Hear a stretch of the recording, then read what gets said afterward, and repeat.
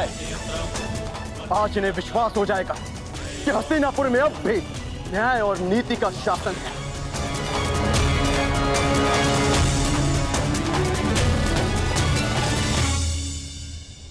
हस्तिनापुर के न्याय और नीति से बहुत पुराना परिचय है मेरा।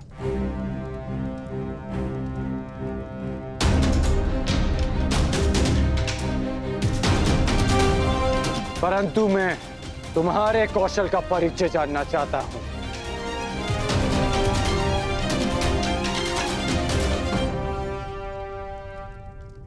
महाराज, युवराज चयन के नियम के अनुसार द्वंद के विजेता को युवराज बनना था, और यदि प्रतिनिधित्व के बल पर युवराज चयन होता है तो कुमार दुर्योधन को भी उचित प्रतिनिधित्व मिलना चाहिए, जो उन्हें नहीं मिला महाराज।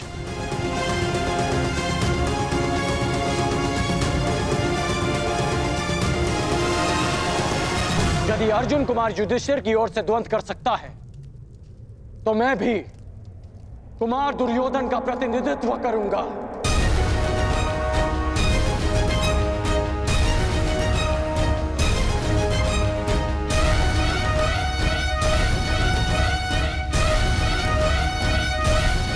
और इस स्थिति में भी अर्जुन और मेरे मध्य द्वंद शेष है।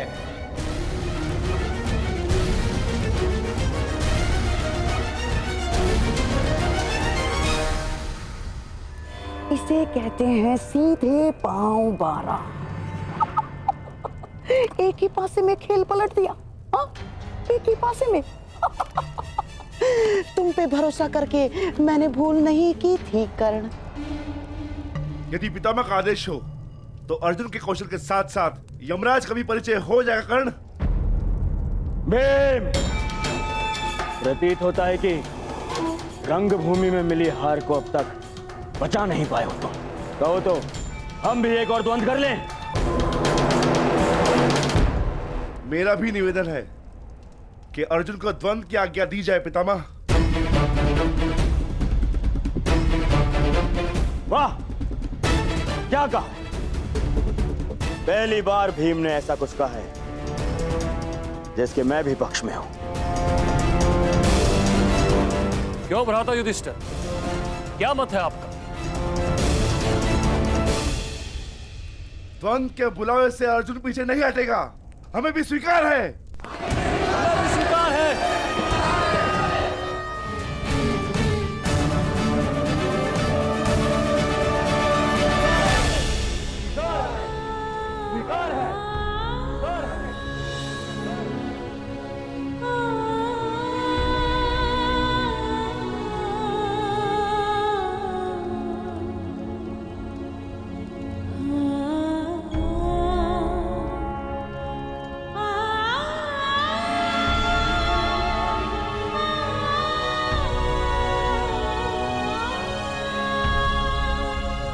परंतु मुझे स्वीकार नहीं।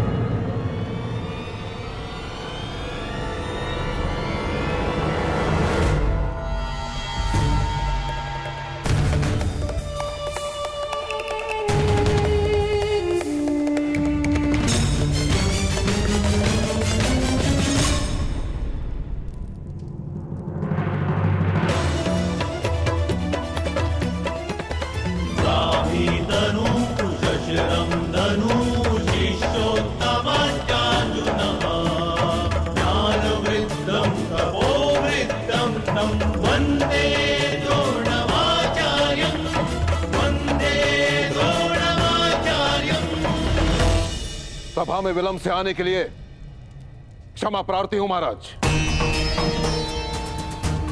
मेरे शिष्यों में से सर्वश्रेष्ठ योद्धा कौन होगा, इसका चयन केवल मेरे अधिकार क्षेत्र में आता है महाराज, केवल मेरे।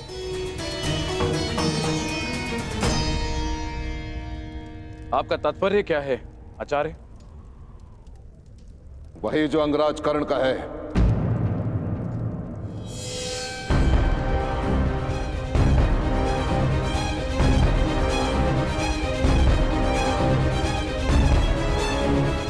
यदि सर्वश्रेष्ठ योद्धा का चयन युद्ध भूमि है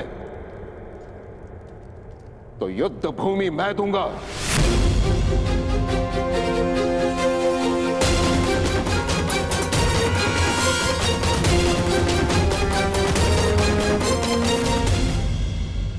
वैसे भी नियति कहती है महाराज कि गुरु दक्षिणा दिए बिना कोई भी शिक्षा पूरी नहीं मानी जाती। मुझे गुरु दक्षिणा चाहिए, वो भी इन राजकुमारों से। और जो शिष्य मुझे मेरी गुरु दक्षिणा प्रदान करेगा वो हस्तिनापुर का युवराज होगा।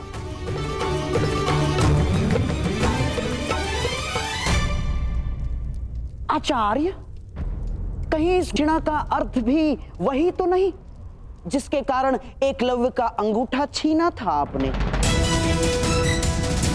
मुझे तो केवल शंका है कि यह परीक्षा भी उसी शिष्य के लिए तो नहीं जिसे आप सर्वश्रेष्ठ मान चुके हैं।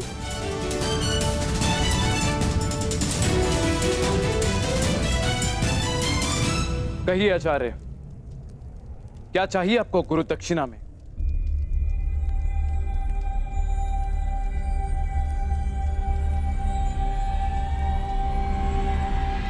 पांचाल नरेश द्रुपद।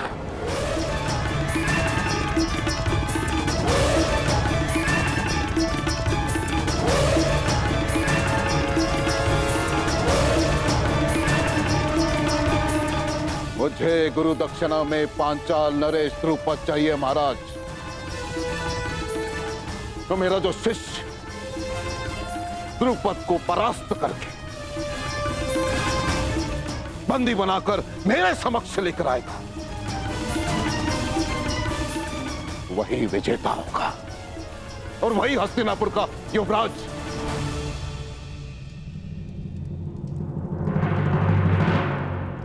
ये कैसी गुरु दक्षिणा है आचार्य?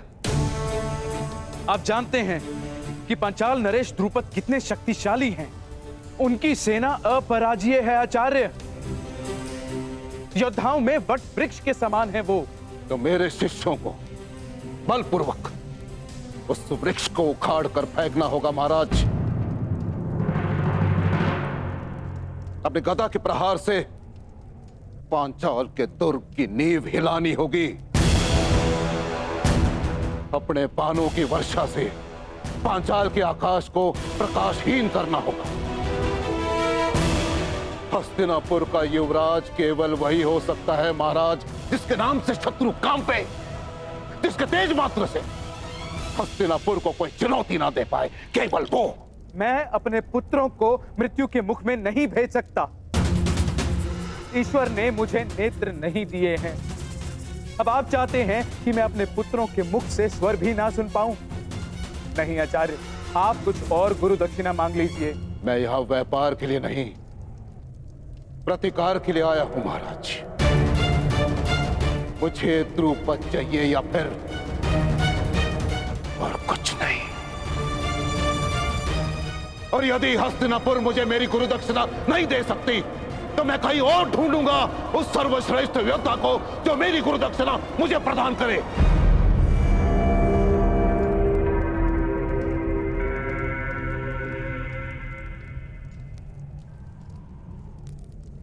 ठीक है आचार्य, हस्तिनापुर की सेना आपके लिए द्रुपद को लेकर आएगी। ताकि स्वयं द्रुपद को बंदी बनाकर लेकर आएंगे। नहीं महाराज, मैं महामहिम का गुरु नहीं हूं। मैं गुरु राजकुमारों का गुरु हूं। मुझे गुरु दक्षिणा चाहिए तो केवल इन्हीं से चाहिए। परंतु एक बात का स्मरण रहे महाराज, हस्तिनापुर का प्रारंभ केवल वही बन सकता है जो सिंह के साथ युद्ध करे, जिसे हस्तिनापुर के ध्वज में अपना नाम अंकित करना है। उसे सर्वप्रथम पांचाल के ध्वज को झुकाना होगा।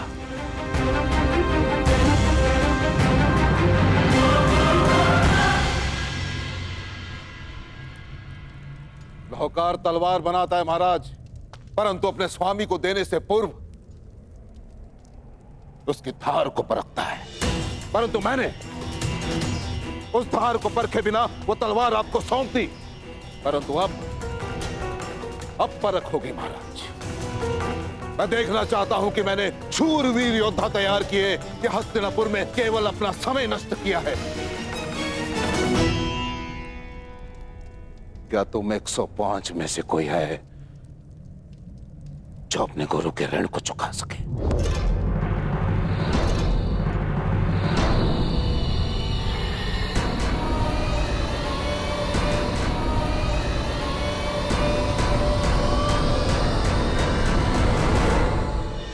पांचाल पर आक्रमण से पूर्व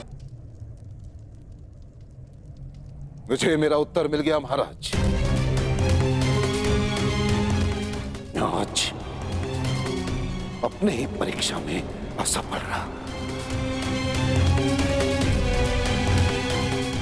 आप अपना युवराज चुनने के लिए स्वतंत्र हैं और मैं अपने सर्वश्रेष्ठ शिष्य को ढूंढने जा रहा हूं।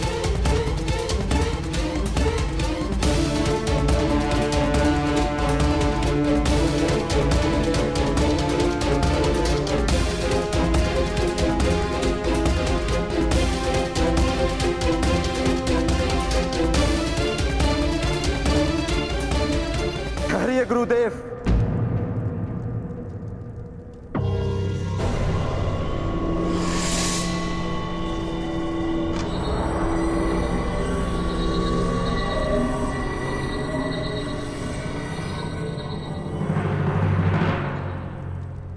विलंब से उत्तर देने के लिए क्षमा चाहता हूं। मैं सोचने लग गया था कि वर्षों के महान परिश्रम के बदले मेरे गुरु बस इतनी सी गुरु दक्षिणा मांग रहे हैं।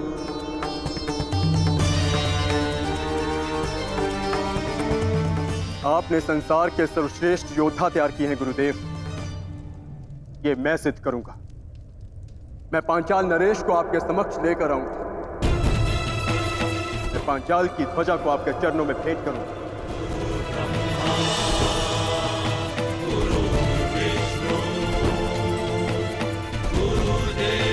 गुरु का स्थान ईश्वर से भी ऊंचा है, इसीलिए शिष्य का कर्तव्य है कि गुरु की आज्ञा का प्राण देकर भी पालन करे। हमारे गुरु की कामना अधूरी रह जाए, यह हमारी गुरु दक्षिणा, यह हम कभी स्वीकार नहीं करेंगे। आपको आपकी गुरु दक्षिणा अवश्य मिलेगी गुरुदेव। हम पांचों कल ही पांचाल की ओर प्रस्थान करेंगे।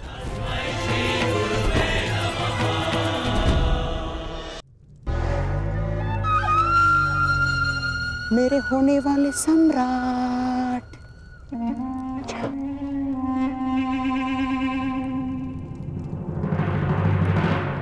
हम भी जाएंगे।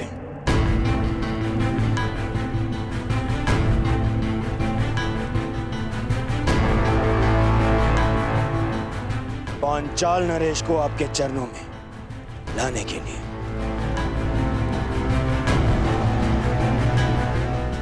और अब युवराज का चुनाव गुरु दक्षिणा ग्रहण के पश्चात ही होगा।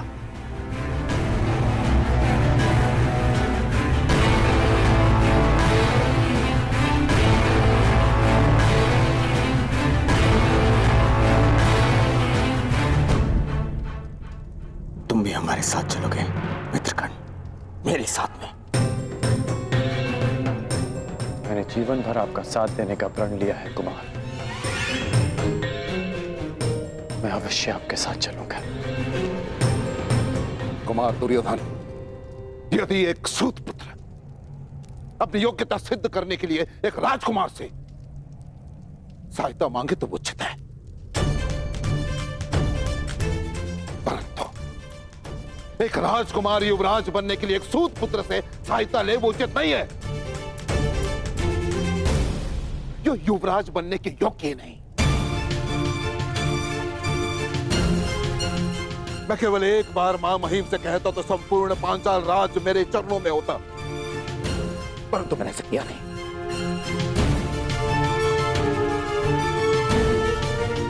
क्योंकि एक योद्धा अपनी शक्ति से अधिकार पाता है, दान में प्रसाद नहीं।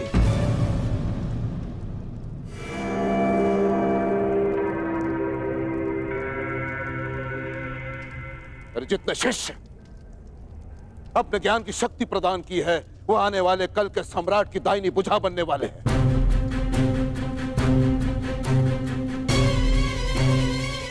यदि इस बुझा को एक सूत पुत्र के बाहुबल की आवश्यकता पड़ जाए तो मुझे ग्लानि है कि तुम मेरे शिष्य हो।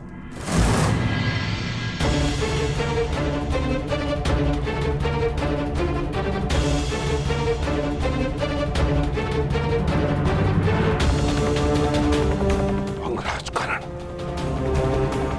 तुम अपने मित्र के सहायता के लिए प्रस्तुत हो, ये तुम्हारा कर्तव्य है।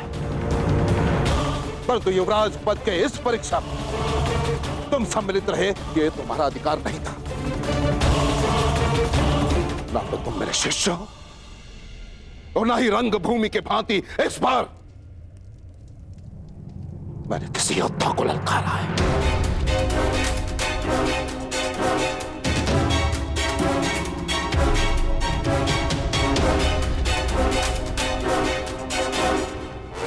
और यदि तुम भारी योद्धा के सहायता के बिना पांचाल नरेश द्रुपद का सामना नहीं कर सकते तो तुम्हें वहां जाने की आवश्यकता नहीं है।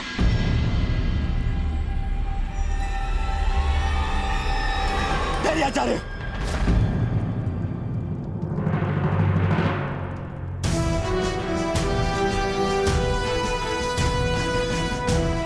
आपने ठीक कहा आचार्य।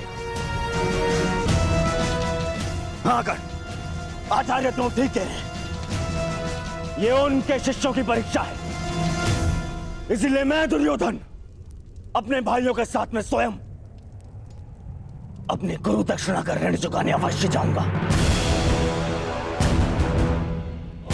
यदि ऐसा करते हुए मैं वीर गति को भी प्राप्त हुआ तो मेरा सौभाग्य होगा।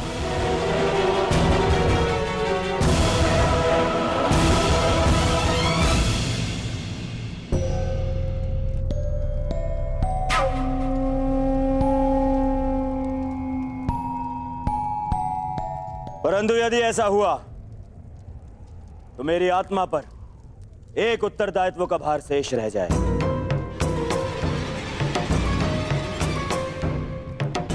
मैंने कर्ण को अंगराज घोषित किया, इसीलिए मेरा निवेदन है कि पांचाल पर आक्रमण से पूर्व मित्र कर्ण का राजाभिषेक कर दिया जाए।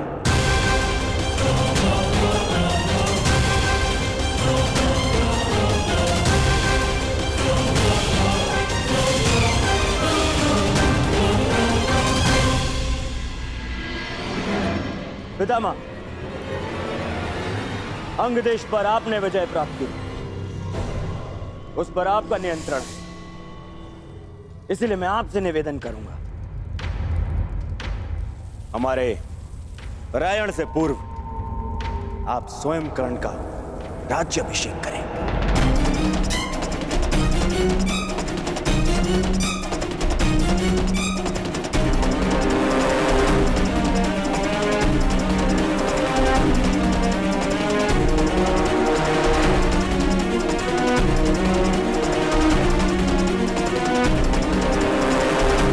हमारे परायण से पूर्व आप स्वयं कर्ण का राज्याभिषेक करें।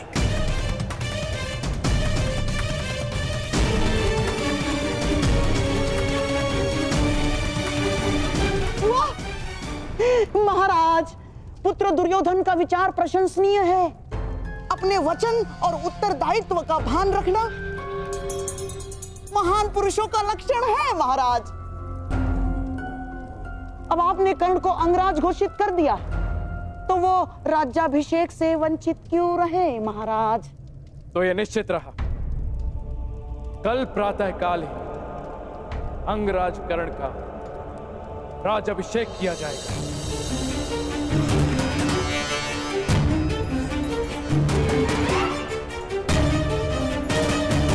उसके पश्चात ही सभी कुरुपुत्र आचार्य द्रोण को गुरु दक्षिणा देने के लिए पांचाल की ओर प्रस्थान करेंगे।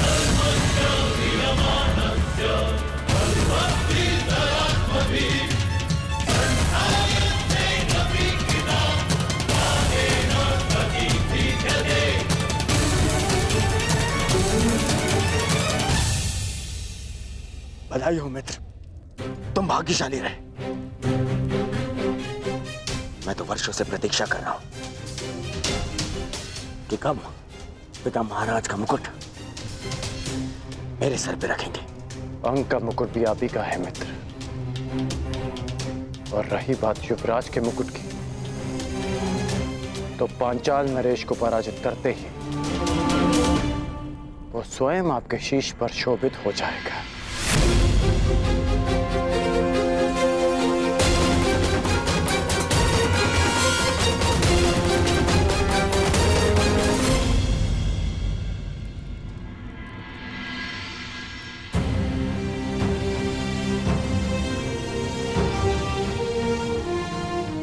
राजकुमार की जय हो। महारानी ने आपको स्मरण किया है। कल तुम्हारे राज अभिषेक में मिलते हैं अंगराज कर्ण। मित्र, अभिषेक मेरा है, परंतु मुकुट सदैव तुम्हारा ही रहेगा।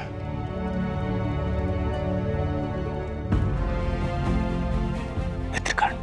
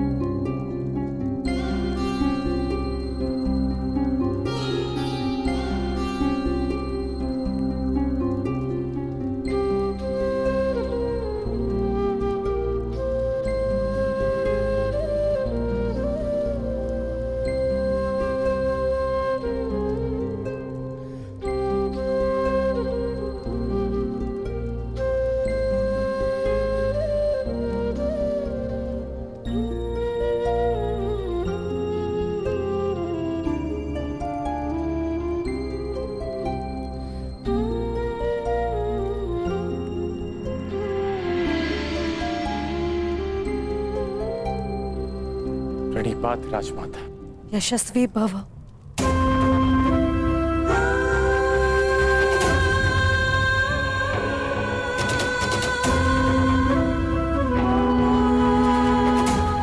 तुम्हें वर्षों पश्चात देखकर तुम्हारे शौर्य ने मुझे क्रवित किया है पुत्र।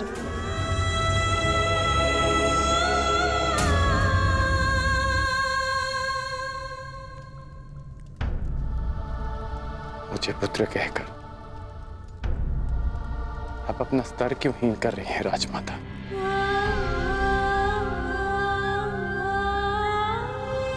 ऐसा क्यों कह रहे हो पुत्र?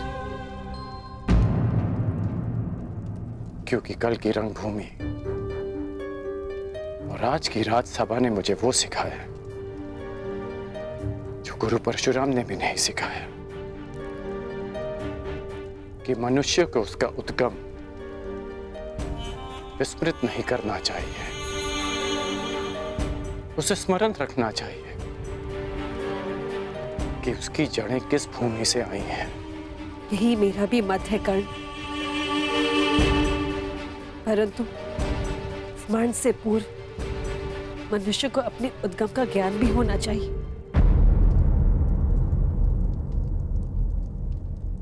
क्या तुम जानते हो कि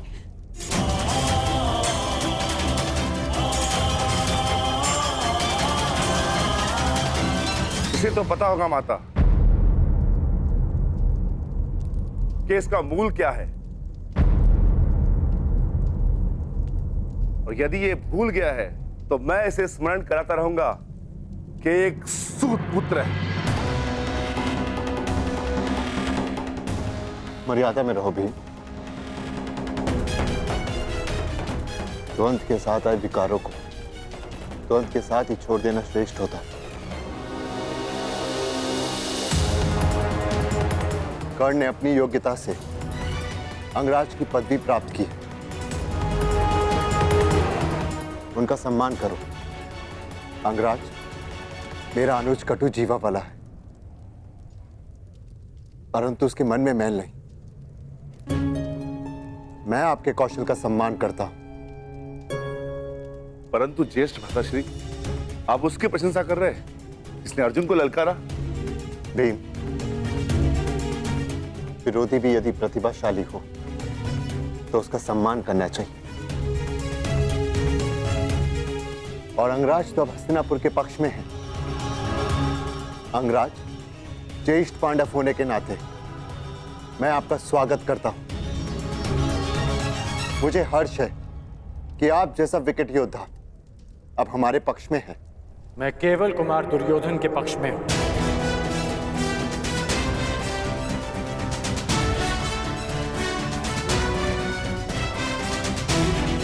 अंगराज, वो भी मेरे ही अनुज है।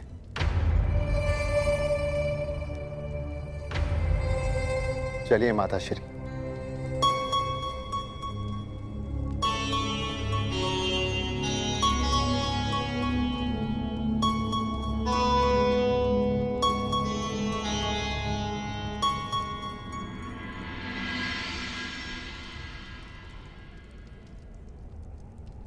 क्या हुआ कर्ण? अंगराज बनकर भी प्रसन्न नहीं हुए? नहीं, क्योंकि जिस प्रयोजन से अंगराज का पद स्वीकार किया वो प्रयोजन अधूरा रह गया। कदाचित सूर्यदेव भी तुम्हारे समक्ष आ गए। मनुष्य पर अन्याय का आरोप लगाते हुए तुम्हारा मन नहीं भरा, जो अब देवताओं पर लक्ष्य साधने लगे? लक्ष्य तो मात्र एक है कि तुम्हें पराजय का स्वाद चखा सकूं, कि सर्वश्रेष्ठ होने के तुम्हारे अभिमान को भंग कर सकूं, कि वो अधूरा द्वंद्व पूरा कर सकूं। एक बात तुमने उचित कही थी रंगभूमि, कि धनुष से निकला बाण कभी लौट कर नहीं आता, परंतु प्रत्यंचा लौट कर आती है। निश्चित रूप से रंगभूमि लौट कर नहीं आएगी कर्ण, परंतु हमारा द्वंद्व लौट कर अवश्य आएगा। और उस दिन कुछ भंग होगा तो मुझे पराजित करने का तुम्हारा स्वप्न एक दिन अवश्य आएगा कर्ण, जिस दिन हमारे बीच न सूर्य देव होंगे, न पितामह और न आचार्य द्रोण, केवल हमारे बाण बात करेंगे। और तब तक यह अधूरा द्वंद्व मेरे मन पर भी भार बनकर रहेगा। ये भार कल प्रातः और बढ़ जाएगा जब तुम मेरा राज्य अभिषेक होते देखोगे।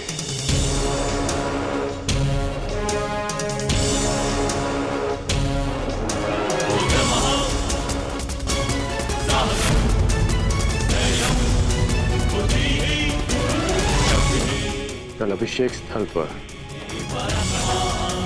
तुम्हारी प्रतीक्षा रहेगी अर्जुन।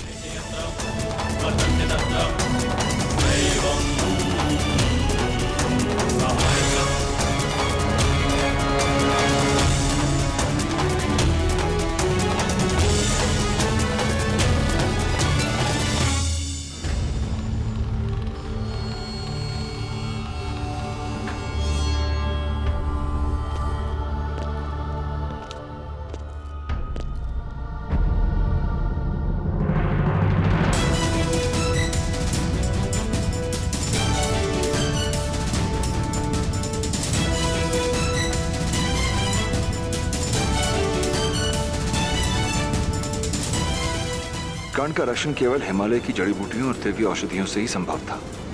राजकुमारी, मनुष्य मानता है कि जीवन का मार्ग सदा के लिए सीधा और सरल चलता रहेगा, किंतु एक घटना उस मार्ग को सदा के लिए मोड़ देती है। प्रणाम दी। आप सब कुछ जानते थे ना धीरथ, तो इतने वर्षों तक मौन क्यों रहे? क्यों नहीं बताया कि कर्ण मेरा? जब वन में मिले थे तब क्यों नहीं बता दिया था आपने? क्योंकि मैं प्रतिज्ञाबद्ध था देव।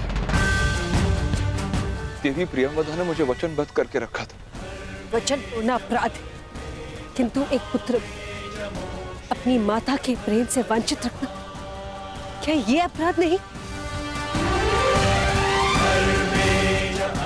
मैं हस्तिनापुर का सारथी हूँ देवी, और सारथी का कार्य होता है कि अपने रथी की मर्यादा और सम्मान को संभाले। यदि ये अपराध है तो यह अधिरथ आपके सामने दंड भोगने के लिए प्रस्तुत है।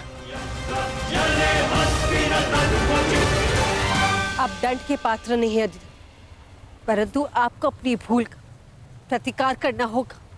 आपको कर्ण को बताना होगा कि सत्य क्या है, कि उसे किसने जन्म दिया, कि वो पांडवों का ज्येष्ठ भ्राता है। और यदि आप ऐसा ना कर पाए तो मुझे स्वयं को प्रस्तुत करना होगा।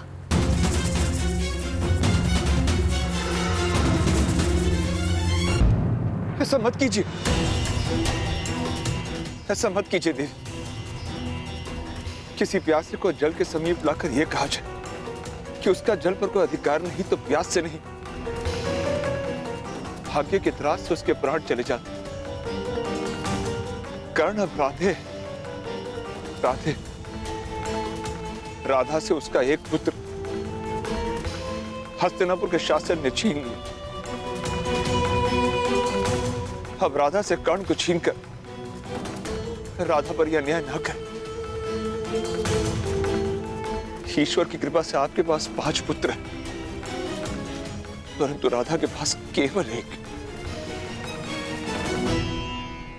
नहीं अधिरथ, मेरे पास 5 नहीं 6 पुत्र हैं। मुझे यही भय सताता रहता है कि कर्ण को सत्य का भान नहीं हुआ, मेरे फिर से 5 पुत्र हो जाएंगे।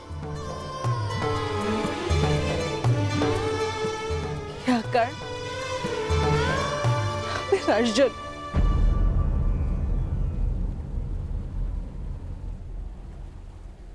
आपने कर्ण को रोका क्यों नहीं? क्यों धनुष उठाने दिया उसे? क्यों अर्जुन के समक्ष आने दिया उसे? क्यों?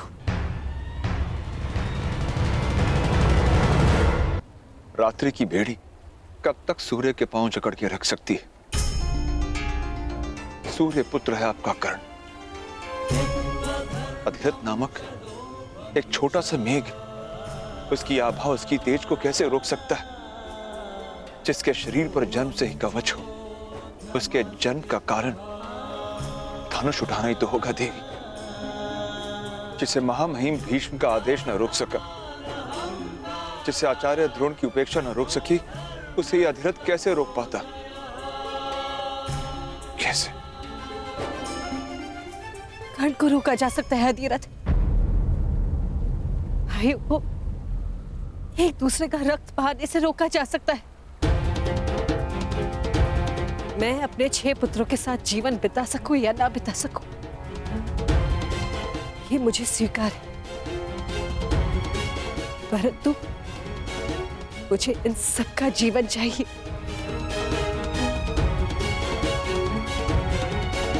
कैसे देवी? एक मार्ग है अधिरथ।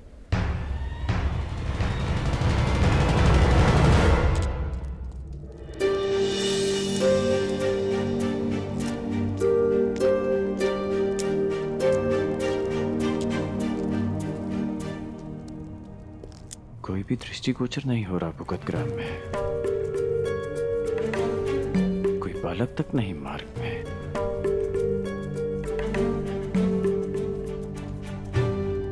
कहाँ गए सब? उस वीर की स्वागत की तैयारी में।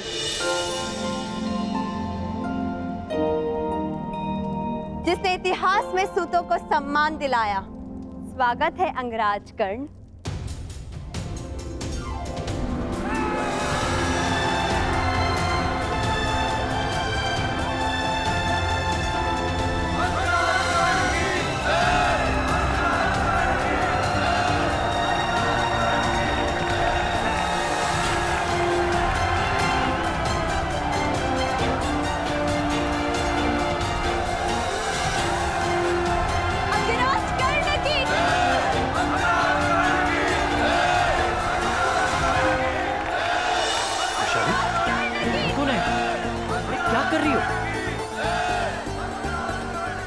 क्या कर रही हो वैशाली?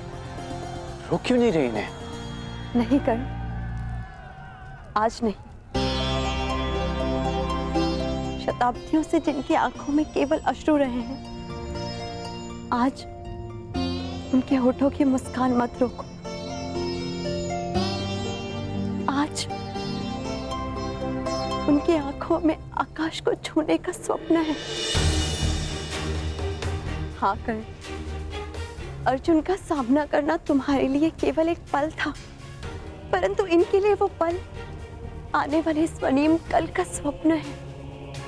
पहली बार क्षत्रियों की रंगभूमि ने सूतों के जीवन में रंग भरा है। वर्षों से अपमान का विष पीने वालों ने आज पहली बार सम्मान का अमृत चखा है। तुम्हारे पास सारे मार्ग हैं, मुझे रोकने के भी और मुझे उकसाने के भी। कल जब मेरा राज्य अभिषेक होगा तो दर्शकों की दृष्टि मेरे मुकुट पर होगी और मेरी दृष्टि उस पर जिसने मुझे स्थान तक पहुंचाया, तुम पर वैशाली।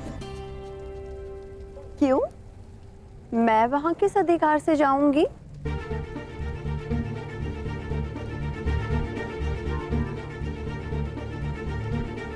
तुम्हें सदैव वहां पे रहना होगा, कल मित्र के अधिकार से और कुछ समय पश्चात अंग देश की महारानी के अधिकार से।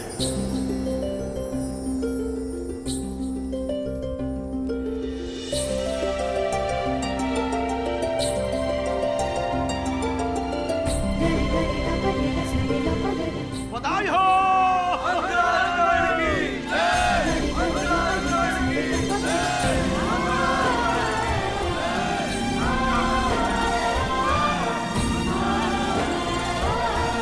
बधाई हो।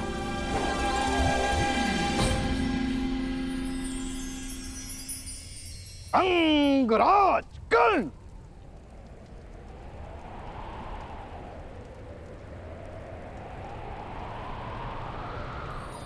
बधाई हो अंगराज।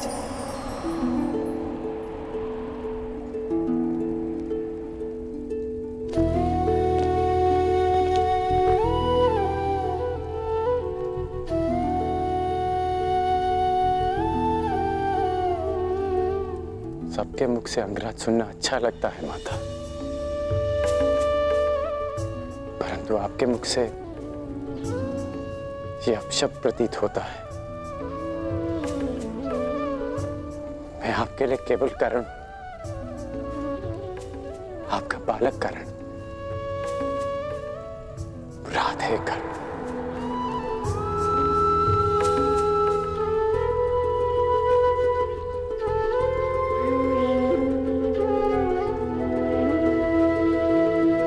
तो क्या राधे ही कर आज द्वंद्व में विजय प्राप्त करके आया?